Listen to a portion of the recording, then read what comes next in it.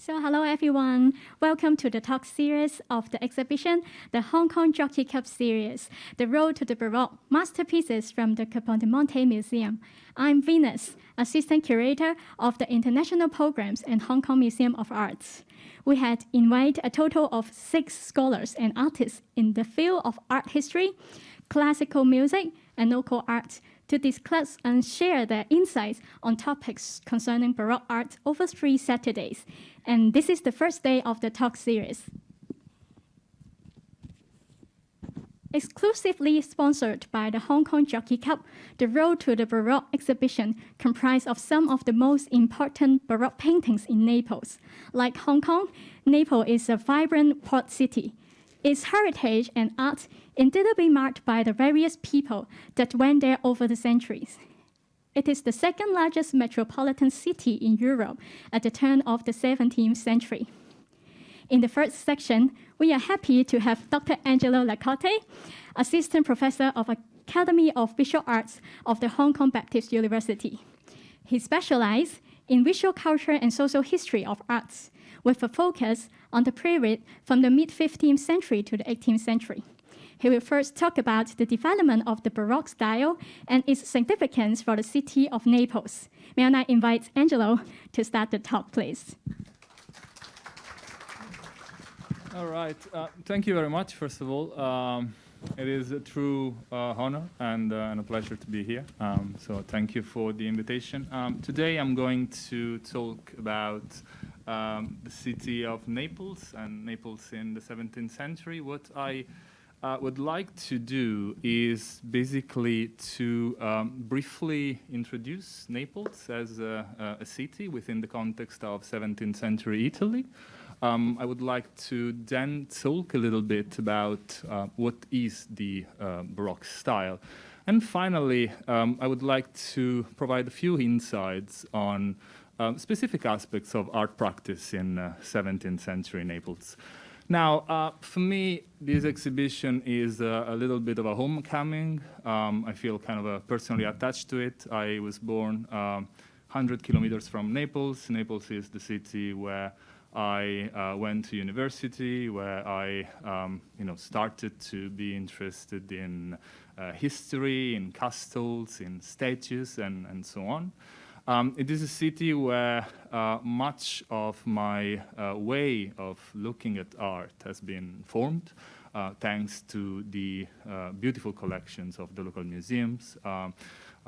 Naples has a wonderful archaeological museum, and there, looking at ancient statues from the Roman times, I started to be interested in representations of human bodies and the history of art.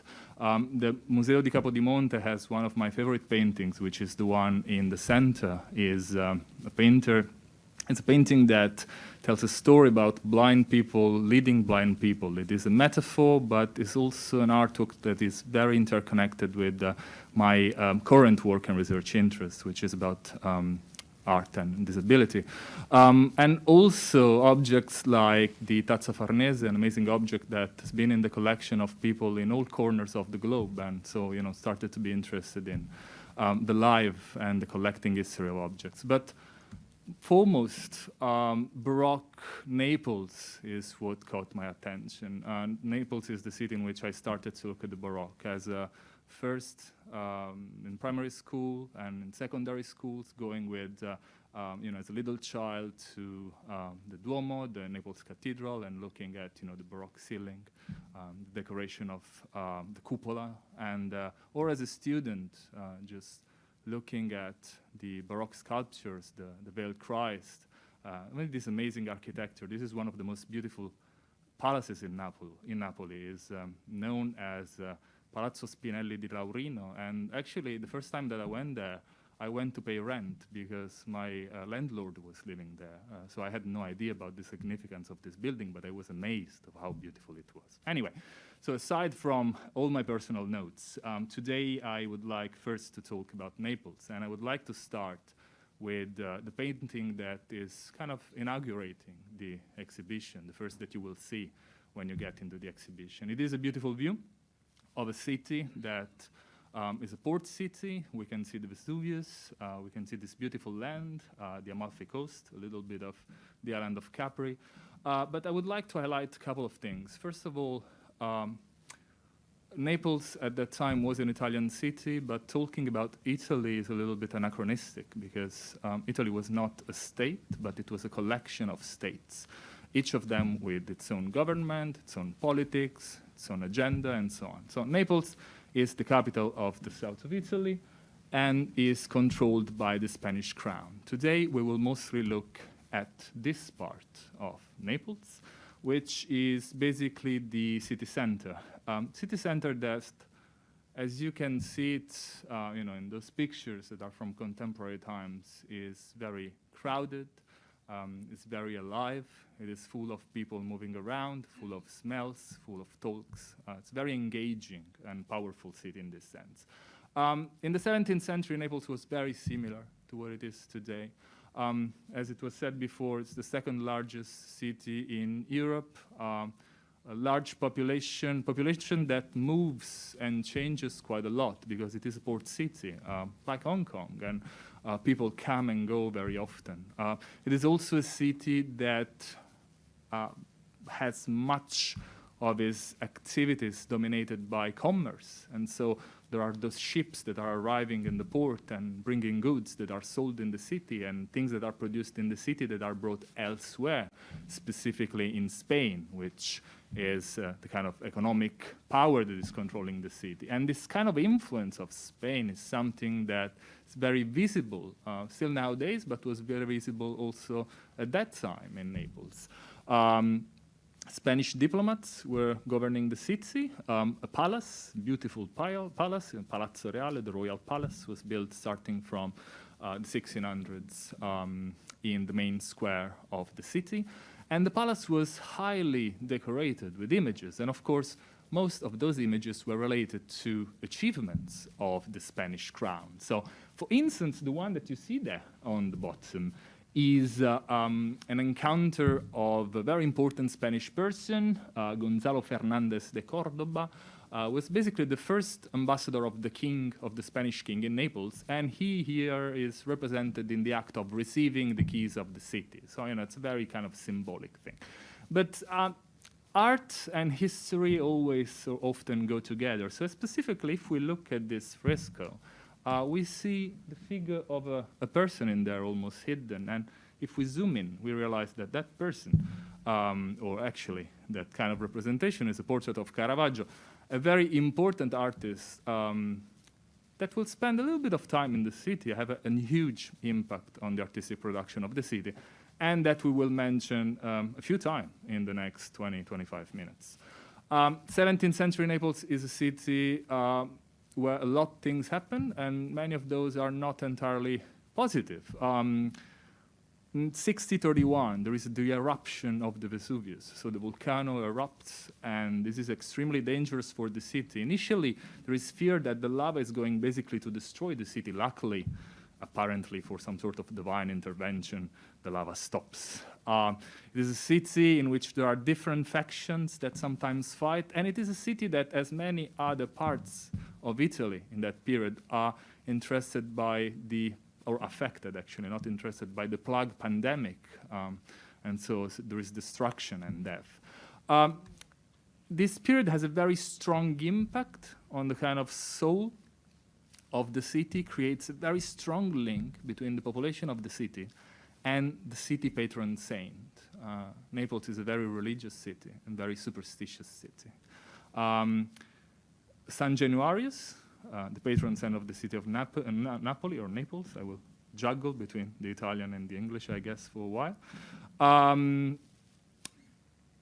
is the one who's credited for stopping the lava from the Vesuvio, is the one who's credited for stopping the pandemic, is the one who survived the martyrdom, and is the one that still today is part of the most important celebrations that go on in the city, like the procession of San Januarius. This is a picture of 30 April this year.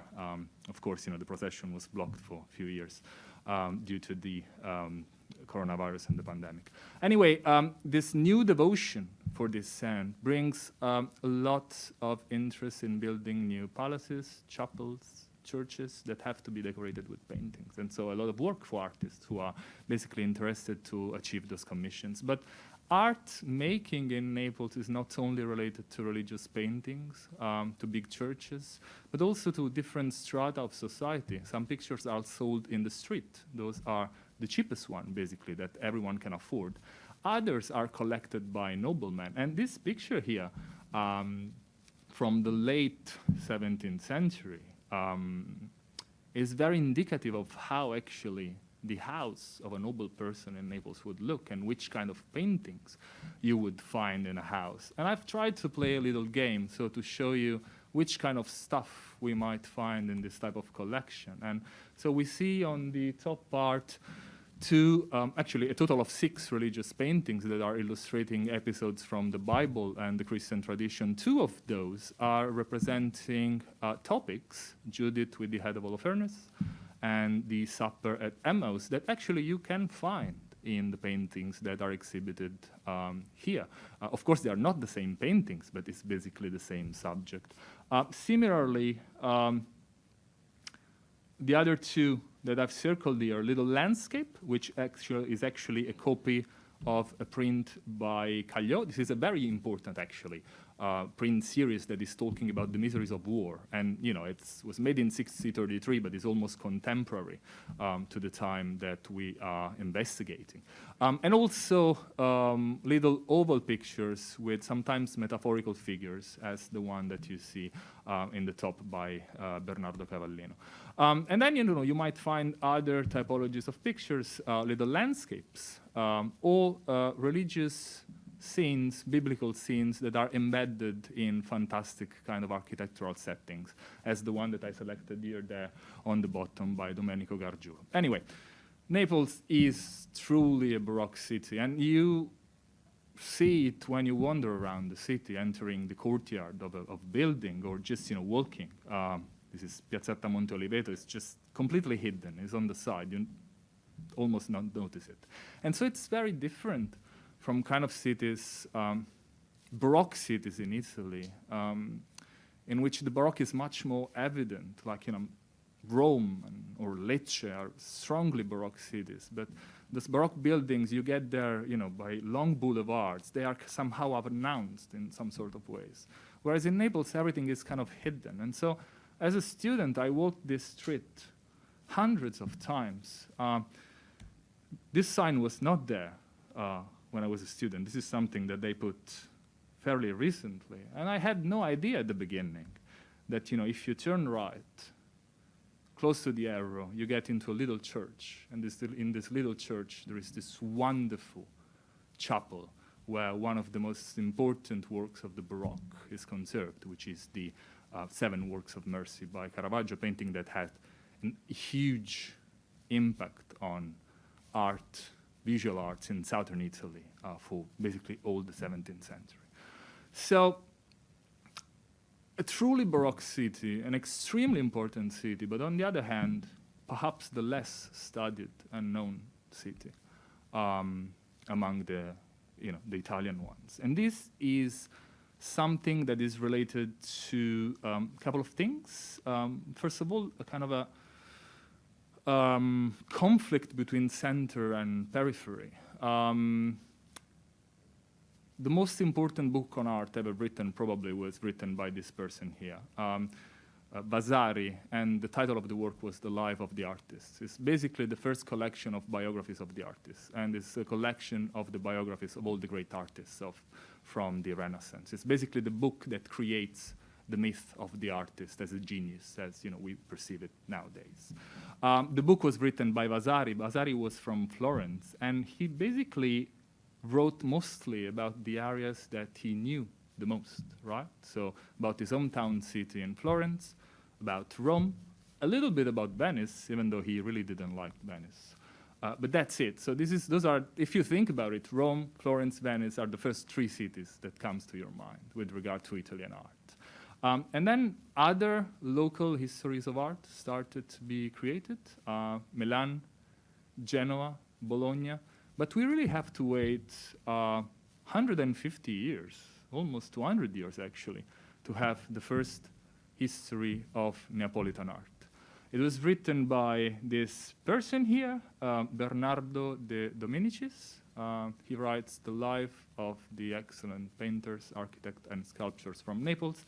He was an artist himself, even though he was not really good. He was the son of an artist who was well established in the city of Naples. So basically, he had a lot of connections with the art world. He knew a lot of those artists. Most importantly, he was also an art dealer. So he had to deal kind of personally with many of those artists because he was purchasing works of art and then selling them to big collectors and so on. And so he knows a lot of stories that he puts in this book. And it's a very engaging book, and he's a very good writer. And so it is really thanks to Bernardo de Dominici, thanks to his book, that we have an insight in the life of 17th century Naples.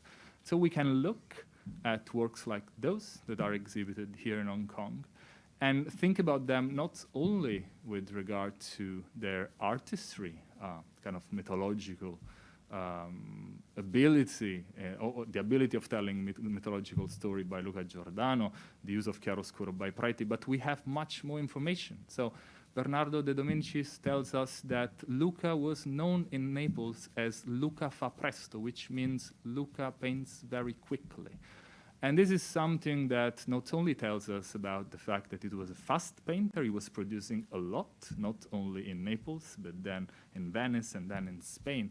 But if we think about it a little bit more, that he had a very large workshop. He had a lot of people working for him. Generally, he was making the paintings for the big commission, the big patrons and so on, and he had a pool of assistants working for him that are producing a lot of work that was sold in Naples. And people were mesmerized by the amount of work by Luca Giordano that were available in the city. Therefore, Luca fa presto. Mattia Preti, who was the son of a knight, and so basically was asking people to call him a knight, the cavaliere. He was a very good fencer. And so he was an expert in fencing, and generally he went to the streets challenging people to fencing duels, aside from being a good painter. So, you get all those kind of information that makes things a little bit more real and engaging with regard to understanding how the art scene was working at the time. But before looking at this, I guess we should go not back in time, but to look a little bit about what is the Baroque and why we are looking at those objects, and especially why is this moment in time in history so important. So we are looking now at the Coronado Chapel. Coronado Chapel is perhaps the first image that comes to mind when thinking about the Baroque. It is in Rome. It is a chapel that was conceptually invented by the genius of Bernini. Great sculpture. It has one of the most amazing sculptures ever made, which is the central group here, the Ecstasies of Saint Teresa. Oh, actually, I can do this. Nice. And it is basically a chapel that encompasses a very strong dialogue between all the three arts. I mean, the three arts that were considered the major arts at the time. So architecture, painting, and sculpture. Strong emotional intensity, vibrant colors. And so, we want to understand from where basically this is coming from. And this exhibition offers us a great starting point in order to look at this. So the picture that you see here by Marcello Venusti is the only representation that we have of the Last Judgment by Michelangelo before it was covered, before it was censored. Many of the figures were completely nude. They were covered. And there was a reason for this. The reason for this is that around the half of the 16th century, there is a new interest in controlling the way in which images are made. And this interest basically generates from two aspects which are connected to each other. Generates from decisions that are taken within the context of the Council of Trent, which is basically a gathering of all the important people in the Catholic religion, trying to find solutions in reaction to the Protestant Revolution that had happened 20, 30 years before. There is a need of a new control on the images, and so basically a need of a new control on the narrative, the way in which images are telling the stories. It is very interesting, though, that the guidelines for the application of those new rules of decorum related to art are left completely to the judgment of local bishops. And so there are, of course, more that are much more diligent than others. Some of those, for instance, Carlo Borromeo, the Bishop of Milan, and Gabriele Paleotti, the Bishop of Bologna, will write books in which basically they are detailing specific instructions for the artists in order to explain how they have to tackle specific subjects of art. In other places, Rome or Naples, for instance, this kind of control on the images is less powerful. Let's put it in this way. The result of this attempt of controlling visual production is basically this type of artistic visual production, which is very beautiful, very engaging, but it's based on formulas that are somehow a little bit repetitive. They repeat themselves. They're always the same. They leave a little bit of space for the invention of the artist. So Paleotti in his book writes that the purpose of any artistic activity is the message, not the art itself. And so the way in which the message is conceived is more important than the actual beauty of the artwork. Sorry. This will change around the start of the 17th century, a little bit before then, mostly thanks to two artists, at least in Italy. Michelangelo Merisi da Caravaggio, who was basically from Milan, he was born in Milan, and Annibale Carracci, who is here represented in the exhibition, who was from Bologna. Annibale Carracci is an extremely important artist. He's an artist that was mostly interested in way in which you can represent realistically the anatomy of the human body. He was coming from a family of artists. He had two brothers, Ludovico and Agostino, and they were very passionate about art. They are so important in the history of art because they founded a school in their house, in their workshop. This school, you have to think about period in time in which there are no art schools, right? So this is very, very innovative. They create a school in which they study day and night, and they mostly practice drawing and they study theory. They have doctors coming in for lectures about anatomies. They have scientists coming in for information about botany and science. And they work very, very hard. They make those kind of drawings. They gave themselves the name of the Accademia dei Desiderosi, which means the academy of those who are aspiring, are wishing to learn. And then after they start to learn a little bit, they change the name. It becomes the Accademia degli Incamminati. Those are who are walking towards learning. They strive for perfection. They work very hard. And Annibale is the best among the three. He's very interested in representing the human figure in very realistic ways. He, especially in the first part of his career, tries to avoid religious painting as much as possible, but he mostly focuses on kind of genre paintings. But even when afterwards he will eventually move to the city of Rome and start to paint big religious commissions, he will do that in his own way. And his own way, he is very respectful of the classic tradition of Renaissance art, and so respectful of the great masters of his own land. He looks very fondly to Correggio, who's perhaps the greatest, sometimes forgotten master of the Italian Renaissance, who was from Bologna. And of course, he looks at Michelangelo, which in Rome is super present with many of his works.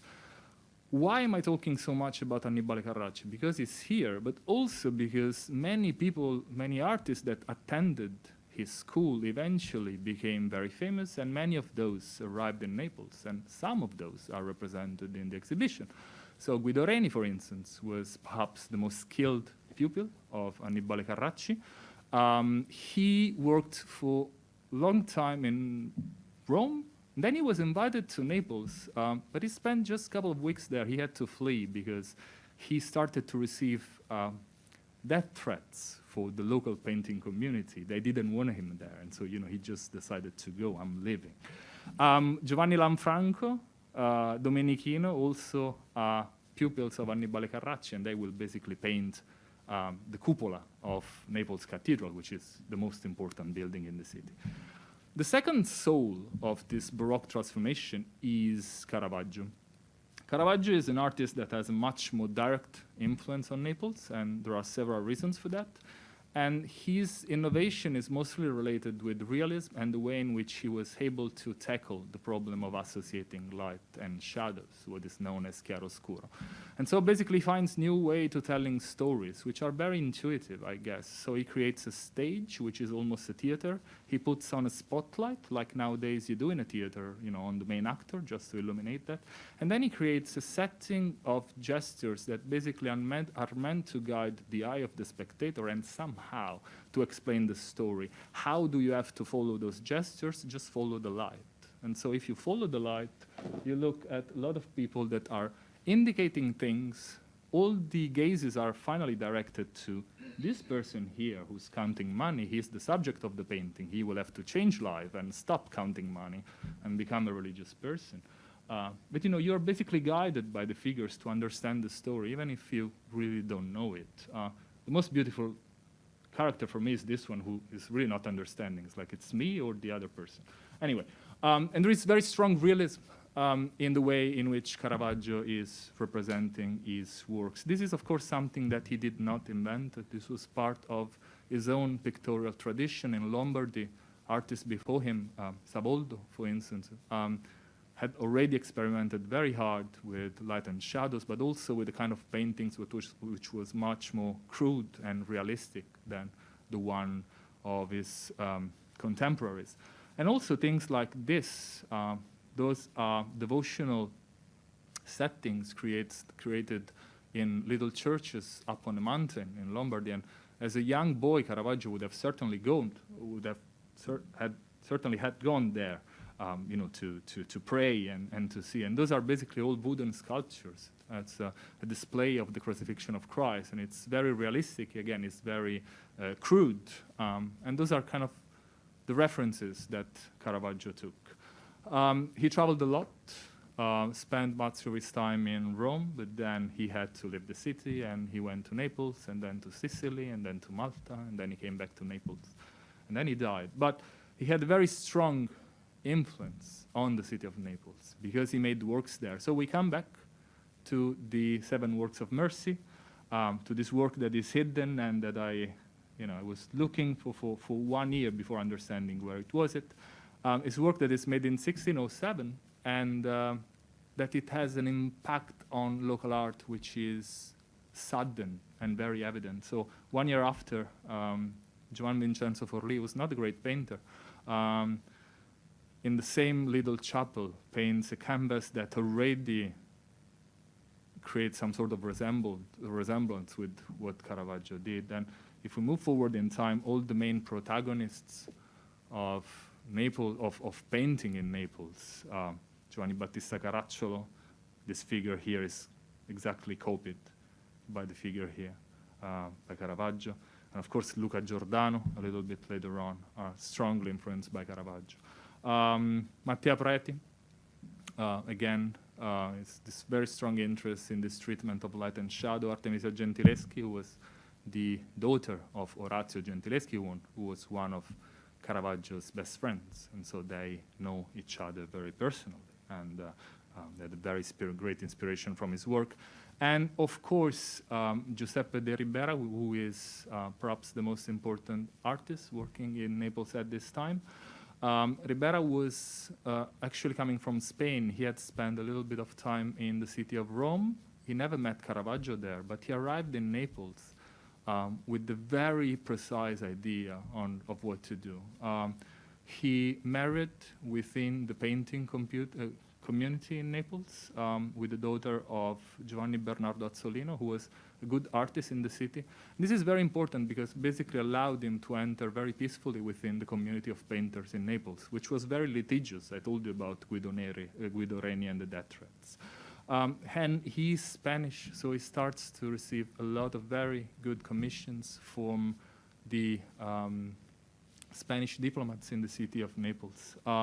The Martyrdom of San Bartolomeo is the first one that he paints there. And Ribera, he's recorded in history as a very kind of violent artist. If we look at this corpus of drawings, many of them have representation of men tied to some sort of tree or cross during torture, in the moment of torture. And this actually tells us also a little bit about 17th century Naples, where the spectacle of torture sometimes was publicly displayed in the streets. Anyway, the influence of Caravaggio on Ribera is extremely strong. This is one of my favorite works of art. It was so nice for me a few days ago to see it again in here. I will go to see it afterwards.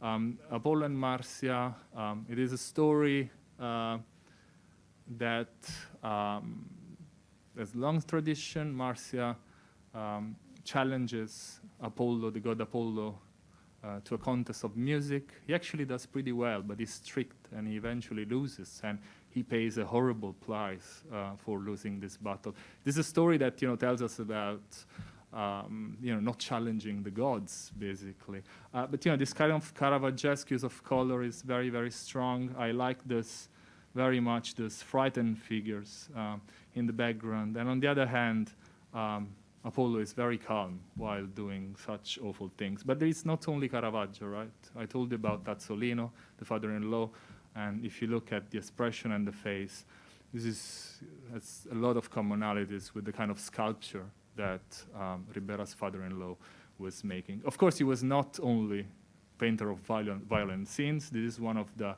largest paintings of copper ever made. It's more than 4 meters high. Is in Naples Cathedral, and so he was also doing a lot with regard to like normal painting and religious subjects. He had a very large workshop, so he had a lot of assistants working for him, and this is one of the demonstrations. So he was making works, and his assistants were copying some of those, and those were flooding the market. And I'm talking about the assistants because my interest in art starts from those artists who were really not famous. And so I'm interested about those people who have been kind of forgotten in the history of art. And this gives me the opportunity to talk a little bit about painting in Naples, or like the job of painting in Naples. The quarter that I have highlighted there, the area of the city known as the Pigna Secca, was basically the artists' quarters in 17th century Naples. They were living all in this little area. It was very convenient because it was very close to the Royal Palace, which is here, very close to the port. And it is a very intricate area, as you can see here, with a lot of markets. It's a very, very interesting place. Artists with different levels and tiers were living in the area. So Salvatore Rosa, who before becoming a very important painter in Rome was really not known in Naples, was living in the area. Artists coming from outside, like Viviano Codazzi from Bergamo, were living in the area. Still life painters, the members of the Recco family and Andrea Belvedere were living in that area of the city. They experienced a big transformation in their income just because still lifes were really not much appreciated before the half of the century, but then became very, very fruitful business towards the end of the century. But most importantly, there were a lot of assistants and apprentices and so on. And the way of studying at that time was, there were no schools, so students didn't have the opportunity like to go to AVA and learn with Kingsley, but it was basically kind of similar with regard to finding a master, go to the workshop and learning things. This is shit from Ribera, where it's basically detailing the ways in which you can paint ears, and students were learning on those. I'm showing you this because among the pupils of Ribera was Antonio Giordano, who was the father of Luca Giordano, who was living in the same area. When Luca was very, very young, he was spotted by Ribera, who realized that the little Luca was very, very good, and he took it under his wing. And Luca Giordano eventually ended up to taking Ribera's place and to become the most important artist in the city. And the kind of influence, is pretty evident by, comparing these two works. Talking about Giordano, and I'm going to conclude, because I told you that he was known as Luca fa presto. He had a very large workshop. And a few years ago, I was interested in few things, and I was reading the book by the Dominici, and I found this passage which for me has been very, very important. It talks about a painter that has been forgotten by the history of art by the name of Filippo Paluni. He was a deaf artist, he was bilingually deaf, and was a pupil of Giordano. He had a very nice career. He painted a few altarpieces, a lot of portraits. He married, and he was taught by Giordano by using the language of signs. And it is a very important document to me because it talks us about the story of a painter with disability who was able to be very successful, to take care of his family, to buy a house. So basically, challenging many of the stereotypes that we have in mind when we think about the past and disability. So I started to do a little bit of research, and I found some of his works, and then I went to the archives, and actually, the documents related to his own portraits that the Dominici is describing actually have been found. So it's the Dominici was telling the truth, and this has basically prompted me to continue looking in these aspects, specifically deafness and bilingual deafness. And so, starting from this point, a lot of other interesting stories have come up, and so far, I have a few on this website. And so what I'm trying to say basically is that even though the Baroque 17th century are still very far, both geographically or chronologically from us, they're still really relevant and can teach us a lot about, not only about the past, but also the way in which we think about the society in which we live in. And, it's worth looking at cities like Naples, for instance, that I've not studied much because they're very fascinating, they're beautiful, but also because generally, it's possible to find very interesting things. Thank you so much, and apologies for being like 3-4 minutes going over the limit. Thanks. So thank you very much for Angelo for the sharing. You may take a seat downstairs. Thank you. So in this exhibition, we not only see the precious works from Naples, but also the influence of the Baroque art to the contemporary artists. As you may notice, the Hong Kong Museum of Arts is always curating a role of contrast with a Hong Kong viewpoint to make art relevant to our city. So for this exhibition, we had invited 2 local artists, Mr. Chow Chun Fai and Mr. Kinglsey Ng, to create artworks in response to the Baroque paintings. It is our honor to have Mr. Kinglsey Ng here to share with us for his installation in our exhibition. Kingsley is a new media artist who always creates poetic artworks that give audience strong impressions. You will see in the gallery later on, there is a dark space that is where Kingsley's artwork is located. So before you visit the space, in the following section, Kingsley will explain the relationship of Baroque art and his installation, providing more insight into his dialogue to the Baroque masters. So after that, Angelo will join in to have a dialogue with Kingsley. So may I now invite Kingsley to come on stage for his talk, From Baroque to Ephemeral. Kingsley, please. Thank you very much, Angelo. It was illuminating to have your presentation. And it's wonderful that we now only need to do 3 days of quarantine so we can all jump on a plane and go to Naples next week. Okay, so great. So thank you very much, the Museum of Arts, for the invitation for the commission work, and especially for today's sharing. And also thank you very much for the audience to join us this afternoon. So the work upstairs, it's called Ephemeral. And you may wonder, of course, if you have seen the work upstairs. And in the caption, it also mentions it's related to Artemisia's Judith and her maidservant Abra with the head of Holofernes. How is this work and the installation related? They certainly don't look alike. And so what's sort of the dialogue, right? So you may wonder, it really doesn't look at all like the Artemisia. Well, there are many modern or contemporary artists who looked into the history of arts for inspirations. Certainly, for instance, Marcel Duchamp playfully drew a moustache on reproductions of the Da Vinci's Mona Lisa and labeled it LHOOQ, LHOOQ, or LRSHOOQ, so she has a hot ass. There's Yuka Schnurberer and made what he called a post-colonial hybrid installation of a Rococo painting by Fragonard's The Swing, and with bright African print fabric in this three-dimensional installation, as opposed to, of course, the Rococo style. And there are also quite a lot of artists who appropriated masters of work, say from the Impressionists, such as the Manet, Luncheon on Grass, and you can see here a version by Picasso and Yuemen Jun. There is also the tablet vivant, living picture, a populist genre which gained popularity between the 19th and 20th century, and is still living on today, where casts of characters reenact scenes from literature, art histories, and the model remains silent and frozen for a long duration, like a frozen 3D painting.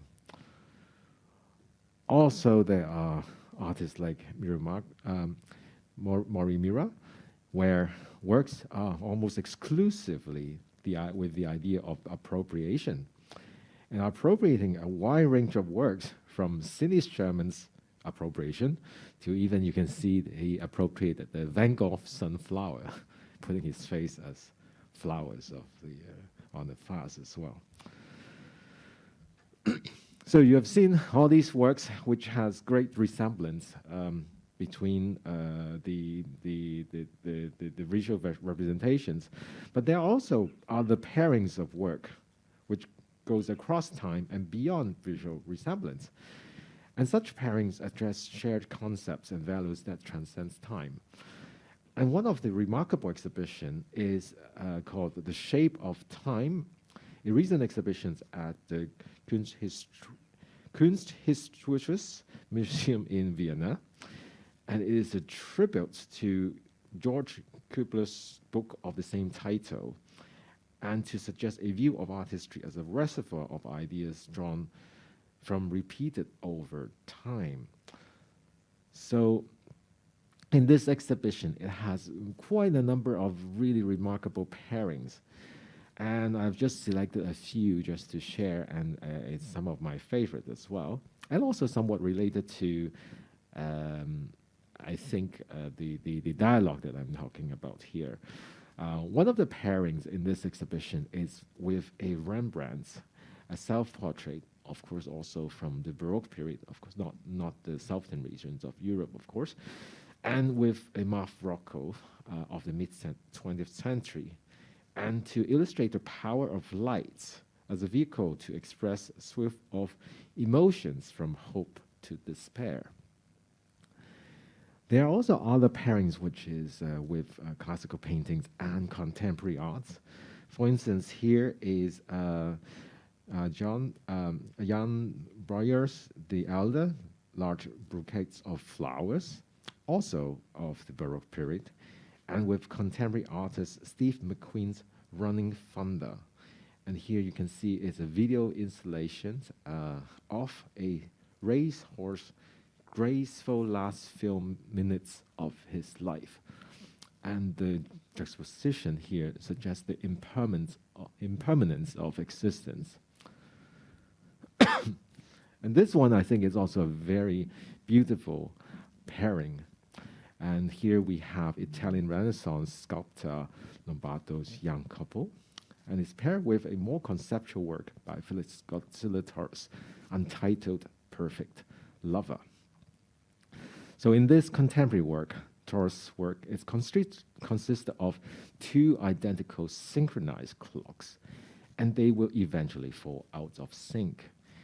Many have interpreted it as a commentary on the artist and the artist's partners' struggle with age and death at large.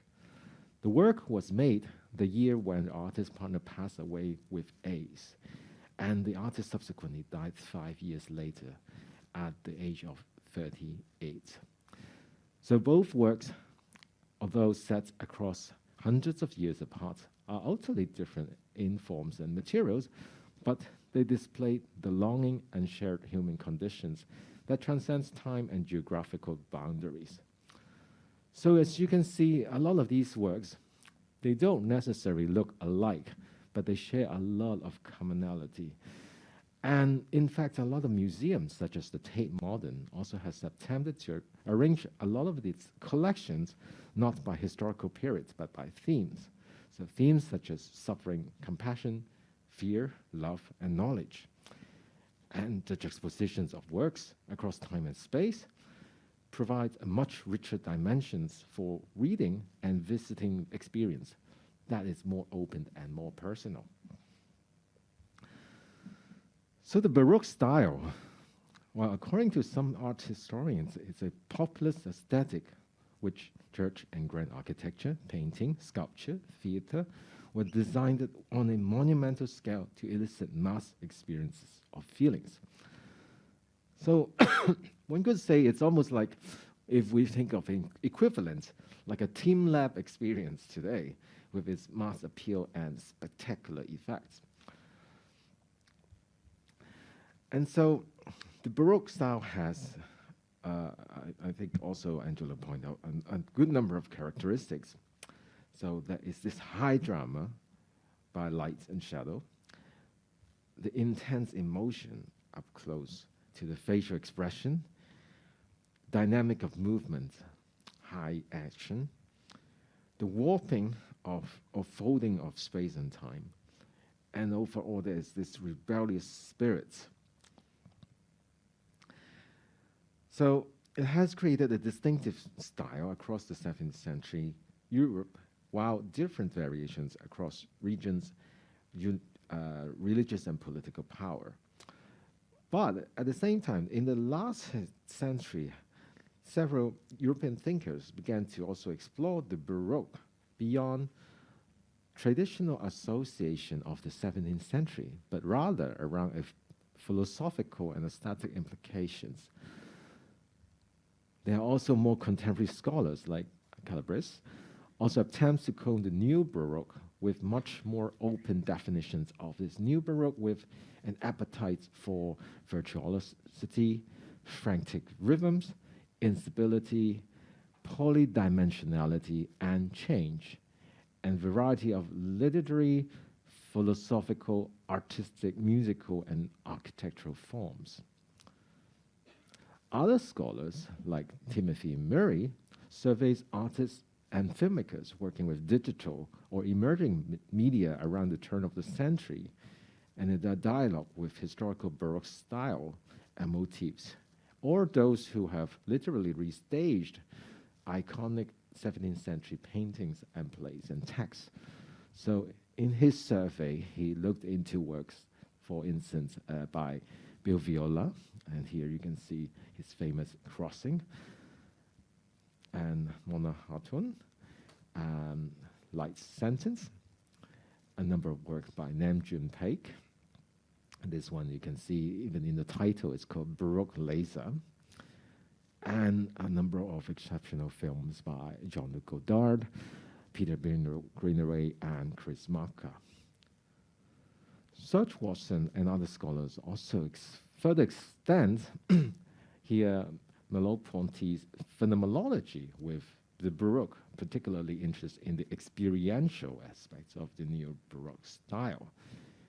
And she connects Umberto Eco's open work and notes that this new Baroque that she looks into relies on an active engagement of audience members who are invited to participate. And so, of course, this with today's new media, interactive media, has a lot of things that resonates. And another idea, which I also find it quite fascinating, is what she calls sensuous aesthetic. The intersensory texturing of perception is essential to historical Baroque forms, just as embodied vision, movements, and materiality. So all in all these leads to a set of questions when I was developing the work Afero. So for instance, how to create meaningful dialogue with old master across two moments in time. So there is, of course, the time that Artemisia lives in the historical context, but also today's Hong Kong, which work in the exhibition collection touches me the most and in deepest way. So, and thank you very much to the Museum of Art's curatorial team. 1 year ago, already shared a good number of the works that was being showcased here, and to really walk through the works and see which one really resonates with me the most. How can light be used as a metaphor? How can we react to this open form that Echo also mentioned here, the active of participation? How to create a transcendental sensuous aesthetic that goes across time? And how to go beyond assets and ornamentation. So a lot of the Baroque style is heavily ornamented, and that is part of the style too. But how to create that aesthetics, but without creating more? So how to kind of combine the more is more and the less is more together. And as we also saw in Timothy's, Mary's sharing, there's plenty of precedents in digital Baroque, what he calls, and fundamentally a lot of work in the late 90s. So if it's 2022 right now when we talk about sort of the arts and technology and the Baroque, what would be new contributions to this that sets apart from sort of the late 90s developments? And how to sort of interpret folding of space and time, which a lot of the 20th century philosophers also talked about. So it's what is sort of my take onto it. And most importantly is how to find peace in times of trauma. So if you look at the Artemisia's work, and also a lot of the work in the Baroque, there's a great sense of trauma. But how do we find peace? So, so those are sort of the background of sets of questions that informed the development of the work. And just as an appendix to show you a few more maybe visual references of the development of the work. Here, very interestingly, is that Artemisia, through her life, had done many versions of the Judith. And as you can see, the first one on the left-hand side is when she was only 19. And the one we see upstairs is actually at the end of her life, near age of 52, and subsequently, a few years later, she passed away. And you can see the gradual development, and actually it's more calming, the image that we see upstairs. And the previous images is much more violent. If you do look into the history of the work, there is also the story attached to Artemisia's life. And you probably also have read that when she was very young, age of around 17, she was raped by his father's, one of the partners in the studio. But subsequently, she actually went into an unfair trial where she was actually tortured by the Sibyl ring. And in the reason why is that the judge say, well, you have to be tortured, otherwise you will not say the truth. That's, of course, it's very insane.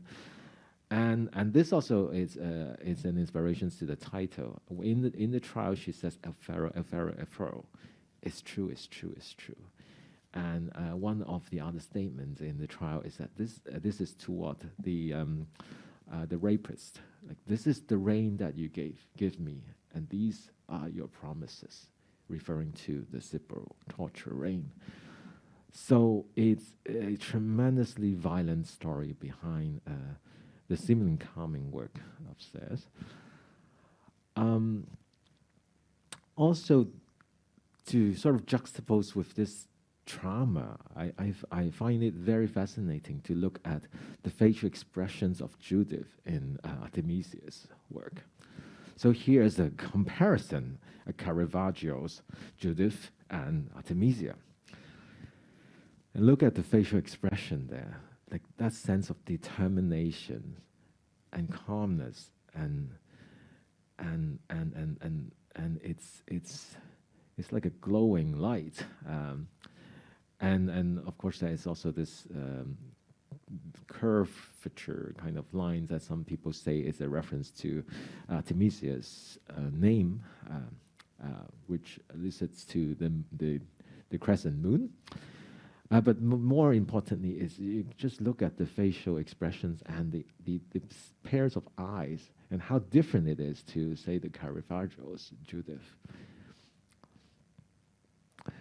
And one more very interesting relationship and inspiration is that Artemisia was a friend of Galileo.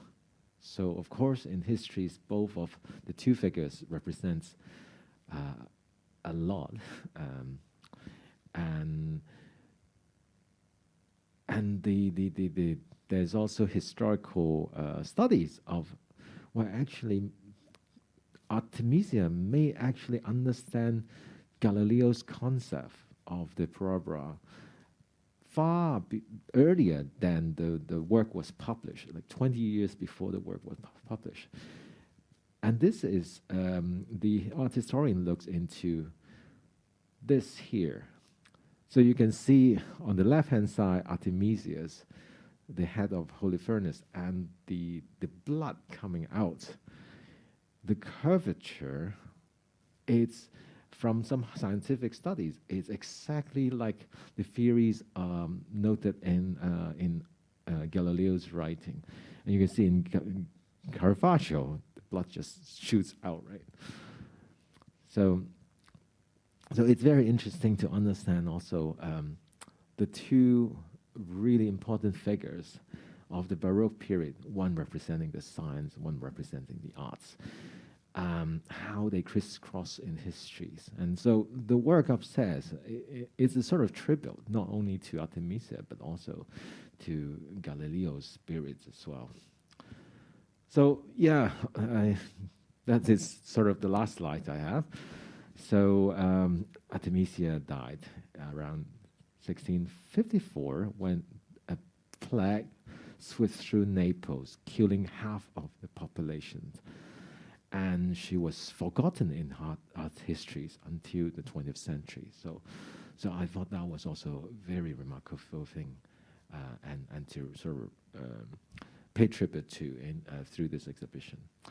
So yeah, thank you very much for giving me the time to share. Thank you, Kingsley. I know that Kingsley had a few dialogues with Angelo when you were creating your artworks before. So maybe let's invite Angelo to come on stage and to have some discussion with Kingsley. Thank you.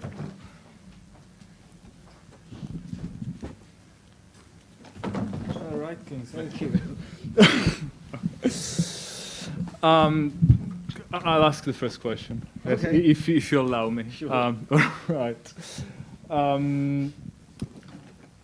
mean, first of all, thank you so much for the insight on the work. And I mean, the Baroque is a period that is characterized by, it's like you mentioned, a very strong sense of emotional intensity. But also from a sense of participation, involvement of the public, sometimes also illusion, those very large canvases that are supposed to create illusion, to inspire people and so on. And so I wanted to perhaps ask you to elaborate a little bit more about those aspects of how to transfer this idea of embodiment of emotional intensity in your work. And also, since that I was fortunate enough to talk about it before and then to experience it, if there is any element of illusion in it that you would like to share. Thank you very much. This is a very big question. So I think in terms of the embodiment, what I feel is important is that it's not only a sort of the physical embodiment, but more as a mental embodiment.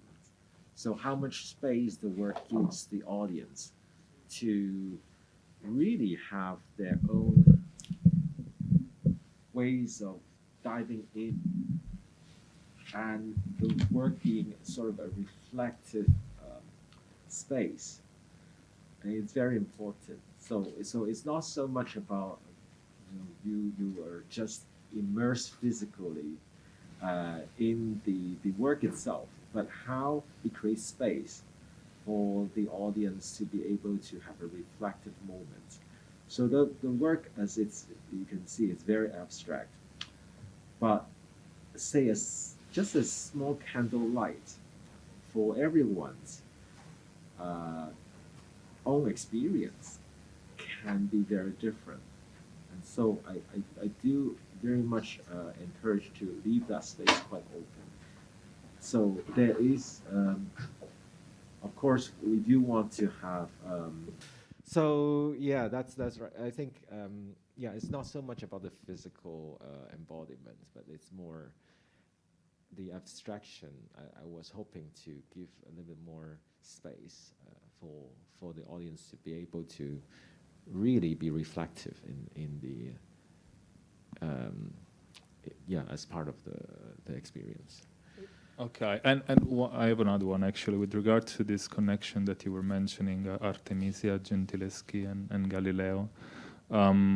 Like, can you elaborate perhaps a little bit more on how, if there is like anything from that is informing your work? I would guess, the kind of forms that, we see and appreciate, and also like how, you came about of like learning about this and how this inspired you.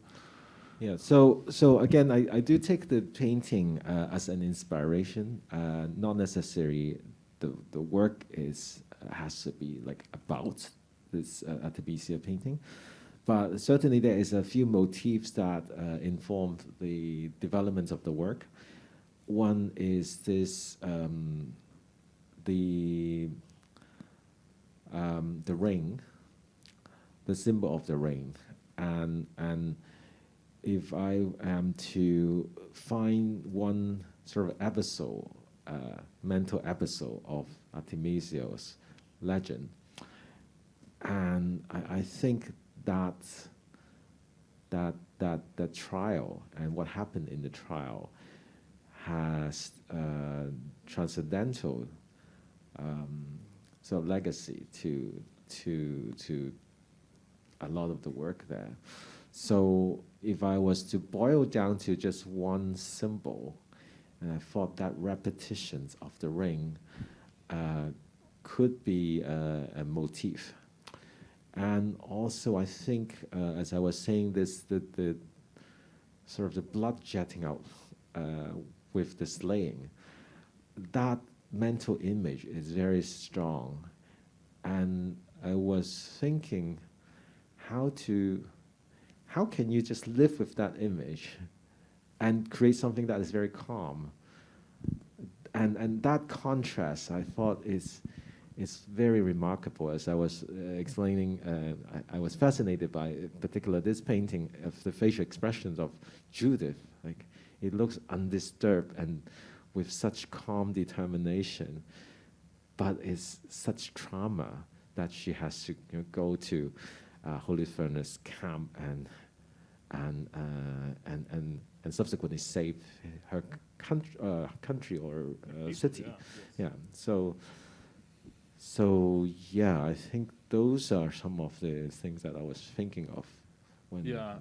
No, and I mean I appreciated that, especially the aspect of calm and tranquility, especially being very familiar with like the art historical part of the story and the trial that we have, because it was basically recorded, and so it has been digged out of the archive. And I think also in the slides that you were showing, there was like that parallel between the painting by Caravaggio and Artemisia. And I think I also had one, and I just wanted to highlight one thing but I don't know, I should find it probably. So I'll find it on my PowerPoint, sorry. Sure, yeah. It's gonna take a while, but I remember it. It's here. Boom. All right. And when you were talking about the facial expressions, now there are the lights, and so it's very difficult to see. But one thing that this kind of calmness and determination that you mention in your work, I think it's kind of very nicely mirrored by this image. It's kind of the idea of focus here is completely different, because when you look at like Caravaggio's painting, all the attention of the artist is basically on the male figure. Caravaggio is mostly focused on Holofernes. He's almost dead, but he's still a little bit alive, and the main focus is basically on him. Whereas on the other hand, if we move to that very violent scene that, as you mentioned, Artemisia really doesn't care much about the figure of Holofernes, but it's all this kind of calm determination that you. But it's very powerful, and it's very nice the way in which you've been able to turn that in a very quiet kind of way. So I really appreciate that. Thank you. Well, now it's my turn to ask you questions. Yeah. Well, I don't know. Like, after seeing your presentation, I really want to just jump on the plane and go to Naples. So if we are to go to Naples, what should we see? No, thanks. I mean, I appreciate that. It is a city that offers a lot, especially with regard to, if you like art, if you like the Baroque. When I got to Hong Kong and I arrived here, that I knew very little about Hong Kong. Like after a few days, I was like, this kind of looks like Naples in some sort of way. It's a port city. It's very fast. There is a lot of people. But also, yeah, there's like those beautiful aspects of superstition, and so this is fantastic. With regard to what to see, Naples is a city where I guess you can really lose yourself looking and walking in those little streets. And as I was trying to show in the presentation, you really find gems hidden where you less expect. There are, aside from the big museums, there are beautiful little chapels in which incredible treasures of art are conserved. And of course, I mean, this is only for the art historian part, but the touristy guy would be much longer. Personally, like as a person who works also in the art field, one of my favorite places is also like the State Archives, for instance, and there is so much in there that has never been touched. And so it's very stimulating to go there and learn. But of course, Capodimonte and the archaeological museums, I think, are the most fantastic things, like big museums to see. That's a wonderful city. I heard there's very good pizza there. Well, if you want to talk about restaurant suggestions, we can spend the next 2 hours. And yeah, no, it's fun. I have to say, I mean, there's nothing to do with the history of art, but when I was a student there, I lived 3 years. I changed 3 houses, and in the last year I was living in this place, which for like 10 years in a row has been selected as the best pizza place on the planet. So I was living like the second floor. And at the first floor, there was this pizzeria, and I was like, they also did takeaway, and so I was going there like every night. It was like €3, so like 30 Hong Kong dollars, something like that. And that's the standard for me. So it has ruined pizza for me forever, because wherever I go, I expect to eat that. Thank you. So on that note, maybe we will just open to the floor if there's any questions about pizza or paintings. Yeah.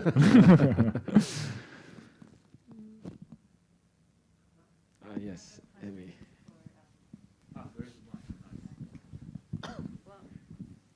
First of all, just want to say thank you for both of you for giving us so wonderful presentations.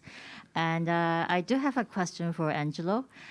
So you've been talking about Baroque in Naples, and I just have a question about can you try to compare the Baroque in Naples or in Italy compared to other parts of Europe, for example, more in the northern part. So how do you see the Baroque in Naples, how different it is compared to other parts of Europe at that time? Oh, thank you so much. That's a wonderful question that might take hours.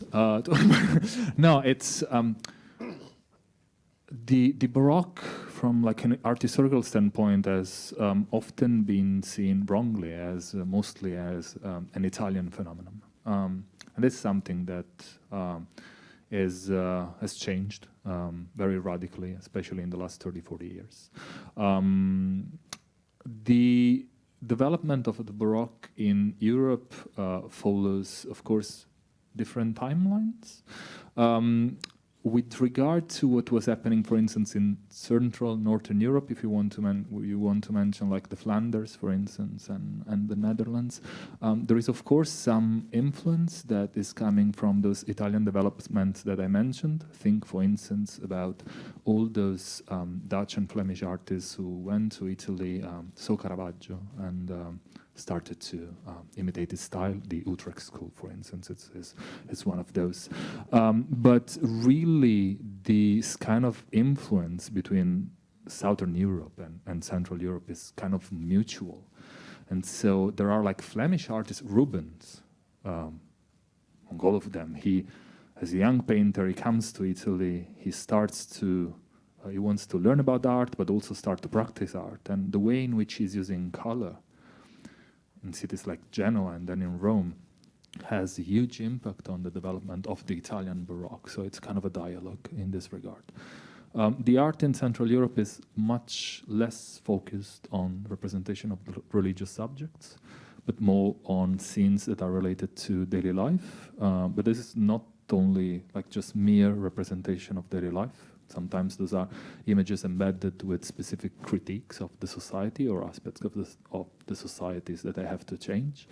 There is an incredible attention, even monetary. I'm very interested in the economic aspects of art with regard to painting, type of paintings, floral paintings, landscapes that were really considered not important in Italy at that time. And this is mostly due to the fact that Amsterdam and Antwerp are the largest ports in Europe. Most of the stuff arriving from the Americas, which have been discovered, it's wrong term, but anyway. All the stuff that is arriving from America basically gets there. And then they just paint it and reproduce it. And actually, for me, it was very surprising to discover that the most expensive paintings that you could buy in Antwerp, for instance, was like a vase of flowers by Bruegel, like the one that you were showing in the PowerPoint. So anyway, there's much more attention to detail. If we were to move to a place like Spain, there the influence of Italy is much stronger because there is this direct connection. They are basically controlling Naples, controlling Milan. And so the diplomats there are buying all the paintings and then bringing back to Spain, and so Spanish artists are practicing and learning, and so there is much influence in that regard. The UK's in that period like a little bit of a step behind with regard to visual arts in development, and so they will get much more influence coming from the Netherlands. And so but the point that I'm trying to make is very difficult to have like the same timeline for this kind of analysis, because developings are happening in different ways at different time in different places. Sorry for the long answer. And the church plays quite a big role to the Catholic and the Protestants. Yeah, and in that regard, the absence of religious painting, it's really it's connected to that. Okay, so I think we had to move to the Q&A section. Are there any questions from our audience to Angelo and Kingsley? And I got a question online for Kingsley. As a contemporary artist in Hong Kong, what does Baroque mean to you, and how is it translated into your work? What does Baroque mean to me? Well, I think that's a very good question, first of all. Thank you very much for posing that. But, well, I think that's why I was delivering the presentations, where I think the Baroque can certainly be expanded, not as sort of just a historical 17th century lens, but it's really all encompassing. And I think, for instance, some of the traits I was outlining with, for instance, this rebellious spirits. It's something that resonates quite a lot with me, and so I don't have a very easy answer to this, but certainly when I'm thinking of Baroque, I do associate with, say, Calabres, when he talked about this idea of new Baroque, and also some of the references that, say, Murray outlined with, the work of Chris Marker, Jean-Luc Godard, and Peter Greenaway, and Bill Viola. So I think a lot of that also has provide quite a lot of insights of how we can sort of reinterpret the sort of the new Baroque of today. So there's no straightforward answers, but when I was kind of thinking about this question, certainly the references that I stated in the presentation, they informed the choices, and the reflections is in the work itself. So and I think there's a lot of work that goes beyond words as well, where how to sort of experience the Baroque in Hong Kong today, and that is sort of my my interpretations through the renditions of Alfaro. Yeah. I have a follow-up question. Sure. Like you had shown in your PowerPoint that many artists will respond to the masters by maybe imitating the composition or the elements in the original painting, and you choose to make your work in abstract form. So what message or what experience would you like to bring to our audience? Very good question. Well, I think for me, this is not so much about just a response to old masters, or not only about a response to the Baroque, but I think generally speaking, I think I don't see art as sort of an end product, as something that is, something like an installation, like a sculpture, but more like more like something that happens in the mind of the reader. So it's more important that how I create space for the participants of the work to have one's own artistic experience, and that artistic experience is in the mind of the one that is in that room, and so that is why if the work itself is if it's too literal or too much of a visual representations or imitations, then it's very much about the work itself. It's very much about the painting and the painting subject. But if there is this setback of abstraction, then what I intend to do is to open up and let the audience to have its one's own artistic experience. So I think this is sort of like when you go to a Zen garden, like if you go to Long'anzi, Ryoshi, it's very much depending on the persons to have that artistic experience, not so much about the person who creates the garden. So I hope that by creating works that is open enough, but having prompts, having these different references would help lead the audience to get into their own artistic experience in the work, hopefully. Yeah. Okay, thank you. Thank you. So I got another question online from online audience to Dr. Lo Conte. So Angelo, would you consider Baroque as a turning point in Western art history, and how has it affected the other art periods? Okay. First of all, thank you very much for the question. And I just wanted to say that is very Baroque. The idea of the artwork that is created in the mind of the viewer, it's extremely Baroque. Well, I mean, it is, in the way in which we look at the Baroque now, it is, of course, a pivotal moment in the history of art, a transformative moment for, especially in the ways of representation. So basically breaking the schemes, starting to do something, artists that start to do something that was going a little bit against the way in which paintings, for instance, were supposed to be made.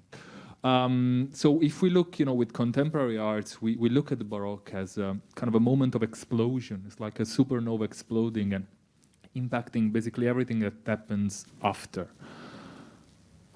If we were to look at it historically, perhaps the answer will be a little bit different, because the Baroque has, the word Baroque in itself, which comes from the French language, has a very negative kind of connotation, and it's something that for centuries, at least until the start of the past century, it was considered as very chaotic and so not classical, not very pure, and therefore kind of negative. And so an art historian writing at the end of the 19th century or in early 20th century would use the word Baroque in a kind of a negative fashion to say, that stuff is really not good. And this is the reason why, for instance, if you think about Artemisia Gentileschi, completely forgotten for centuries, Caravaggio, completely forgotten until the start of the last century, and so those kind of things. That is kind of I think an interesting distinction to place, but nonetheless, I mean, the Baroque period creates so many specific references that artists have drawn upon, and even though with transformative kind of ways, this kind of legacy has remained. And so, Caravaggio's legacy arrives to the Netherlands, and there is a very strong influence there, and Annibale Carracci in Spain, the same thing. So it is, again, I would define it as kind of like an explosion that has a very wide-ranging reach, and the kind of effects that it creates is much more influenced by local contexts and the other. But yeah. Thank you. Are there any questions?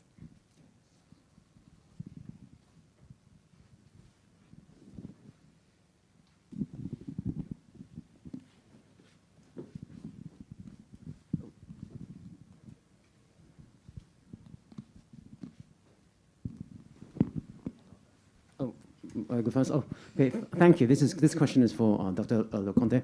So thank you for this presentation, especially I think from someone who's local to the area a bit. So my question: we mentioned earlier that the Baroque is often nowadays associated with Italy as almost like a nation, like the modern nation state.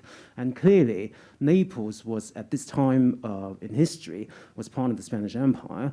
And I think both in the exhibition here at Hong Kong and also most of our understanding of Baroque is very much tied to Rome and some of the key locations or figures, as you mentioned, the ones from Florence.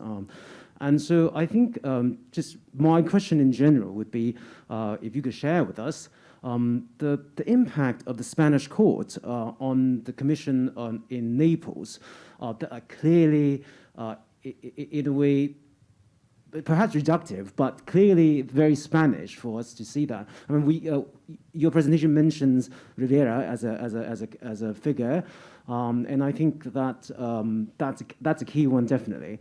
But aside from that, I mean, I think it's. I would like to see how that connection is made.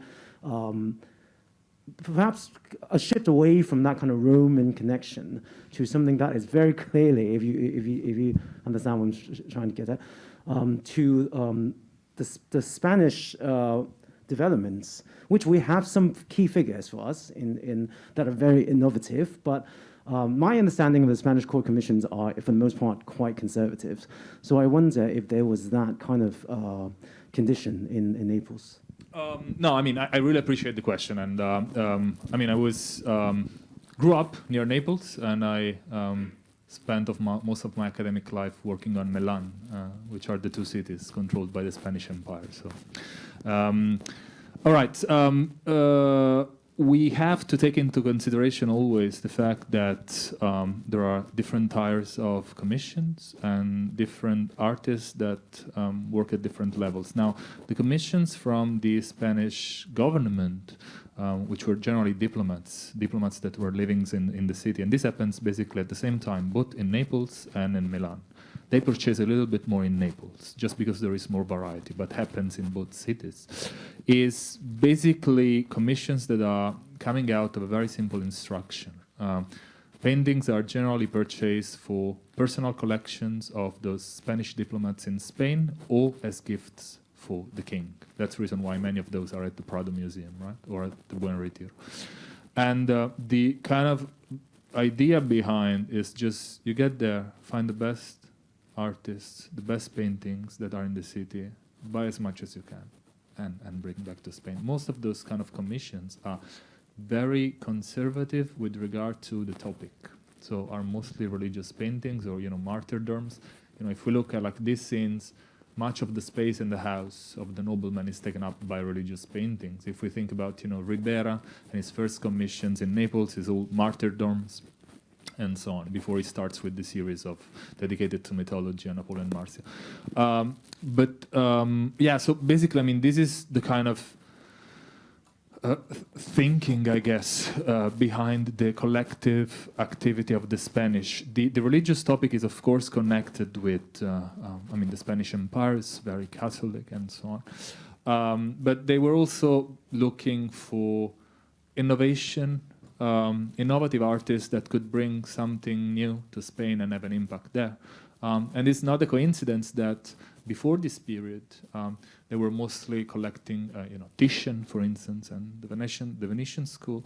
And then they start around this period to have the paintings back for Ribera, but from Milan, they have the paintings from the Procaccini family, from Cerano, from Morazzone, all artists that are working in a very conservative environment. Milan specific is very tough on regulations on art making, but then nonetheless are bringing something that is very new artistically. In their case, this kind of Lombard realism, like from northern Italy, that had much influence on Spanish painting. But you're right. And with regard to place attention to like the periphery, I completely agree. There is so much more to learn about those places. Thanks. So there is one more question. Yes, I want to ask Dr. Angelo. So you have introduced to us the Baroque works that is brutal Bible stories, but also we sing this classical elegance in our exhibitions, and also the still life, which is kind of only appreciate the beauty of these daily things. So for me, this is kind of like two extreme. One is like rebellious spirit, crazy, and one is kind of peaceful. So how does Italian have this kind of environment for both these two extremes and kind of have this balance? Okay. Okay.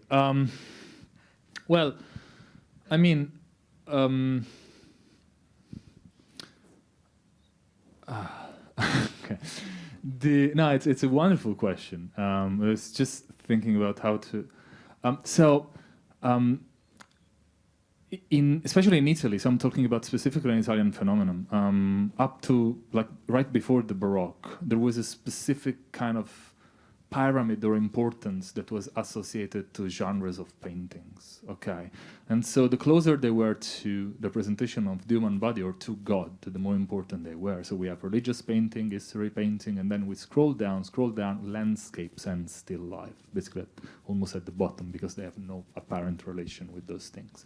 Now, with regard to collecting practices, and so where those kind of paintings are ending up. On the one hand, I have to take into consideration that products like the still lifes, especially towards the beginning of the century, constitute something that is not really valued on the market unless it's done by very specific skilled artists. And so those are basically paintings that are part of collections, but are part of normal collections also because they are reasonably affordable. So you don't have to be like a Spanish diplomat in order to have them in your house. And but still, you want to decorate your house with paintings and pictures and so on. This changes radically after the half of the century, and is again connected with the other question, because suddenly the King of Spain and the Spanish diplomat starts to be very interested in the still lives, and so now the price rises. And the world has always been the same in that regard, right?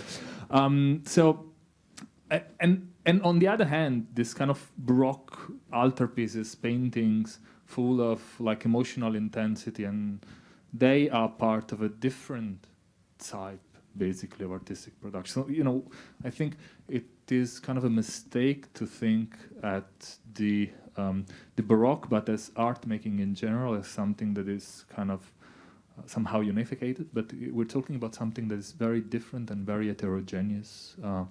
And therefore, there are so many different like aspects, I guess, in play. And for my work and my research specifically, which is mostly tied to money, I have come to the conclusion, not the conclusion, but I take also into account that there are often there are specific economic aspects that were prompting an artist to decide to specialize in one genre or to another, or to accept one commission or to another. But anyway, so all those souls are together just because it is a very heterogeneous world. That is what I'm trying to say. Thank you. Any more questions? Hi, thank you so much for the talks. And I have one question for Angelo and one for Kingsley. So Angelo, I find it very interesting that you both are interested in forgotten artists. So Angelo, you mentioned about blind and deaf artists. So I wonder whether you have any statistics or regarding how many disabled artists we can find nowadays in Naples or in the Baroque period. Thank you. And another question for Kingsley. So I was wondering if you have a chance to work on a second edition of this work. So would you consider other mediums to present your work, and how would you engage your audience then? Thank you.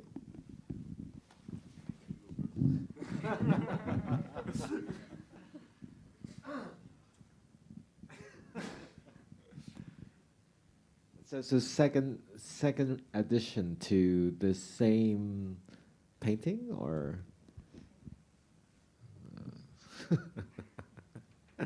well, it took 1 year to develop that work. So second one, I need another year. But you need to think about it. You have a statistical answer? I do. No. No, yeah, so I have been working on this starting from 2019. Now I've done a research project that was mostly focused on artists with deafness working in Europe. This was funded by the Research Council of Hong Kong, and so I spent 2 years and a half working on this. So those are the artists that I've been able to retrace. It's 12, I guess. There are much more, actually. But, I have to there's a caveat. I was exclusively working on artists with deafness, and specifically working with artists that were perlingual deaf, so that were born already deaf. And this is very important because basically I wanted to make, I'm interested in workshop practice, and so, learning how to become an artist and all those kind of things. And so I wanted to make sure that I was analyzing all artists that had to be taught by sign language, okay, because they were deaf since they were born. So if you put all those kind of filters, like on a YouTube research, you get to those 12 results. There are some more. I've not been able to complete. But I mean, those are like the 12 main cases. I have worked quite a lot on the 6 Italian ones. My starting point was, anyway.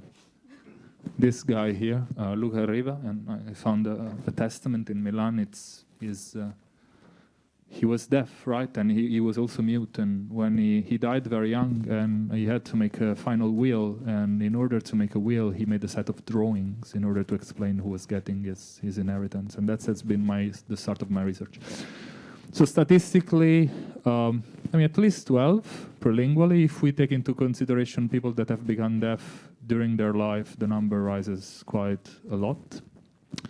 And with regard to disabilities in general, I am starting a new project from this year, same funding from the Hong Kong Research Council, and which is going basically to expand my analysis to representations of disability in the same period, basically, but in Europe, and like any type of disability, I will also try to look as much as possible to mental illness also, and I can perceive that. And that's my goal for the next 3 years. But there are amazing stories. Giovanni Gonnelli, sculptor working in Rome, blind, was making wonderful sculptures, even of the Pope. And I'm very interested about this idea of disability gain. And so artists that, like Guercino, an Italian painter who had strabismus, and actually also thanks to his strabismus was able to treat light in very specific, peculiar ways. Colzius, engraver who had injured hand since he was a child, but this injury allowed him to hold the burin in a very strong way and allowed him to work the plates in a way that was completely unprecedented. Thank you so much for the question. Hopefully I will have more statistical numbers in the future, but those are 12 stories that have completely been forgotten, aside from Navarrete, who had kind of a very interesting career and was well recognized in his time, but all the others have basically all been completely forgotten. Thanks. I don't really have a answer for your question, but one of the other things I was interested in the Baroque is how optics was used in paintings of the Baroque, and I was also, that's not about Artemisia, of course, but if it's another development of a new work, maybe that area could be interesting to explore. So I think we come to an end of the Q&A section. Thank you again for Angelo and Kingsley's sharing. So let's have your seats downstairs. Yeah, thank you. So I have some promotion. Thank you. Thank you both. So in the next month, we still have 2 physical talks in the Hong Kong Museum of Arts. The first one would be on the 15th of October. Our music director of this exhibition, Professor Johnny Poon, and his fellow, Dr. Dennis Fan, will give us talks about the techniques and ways to express emotions in Baroque music. And on the 22nd of October, we will have Dr. Isabel Frank and Dr. Sim Wen to look into the depiction of the emotions in Italian Baroque and talk about the dramatic depiction of still life and landscape paintings. So, Dr. Wen is here. Hi. So please join us for the second and third day of the talk series. And for Professor Poon and his team from the Hong Kong Baptist University had also prepared a series of online talks and performance. They will be uploaded to the entertainment channel of LCSD. Maybe the next page, please. You may go to the website or scan the QR code will be shown here. And then you can look at the videos. So stay tuned to our programs in relation to this The Road to the Baroque exhibitions. For the audience in the lecture hall, it would be great if you could fill in the questionnaires and return to our staff later when you exit this lecture hall. So this is the end of today's talk. all of you are welcome to visit the exhibition in person at the second floor of our museum. So thank you for coming. See you next time.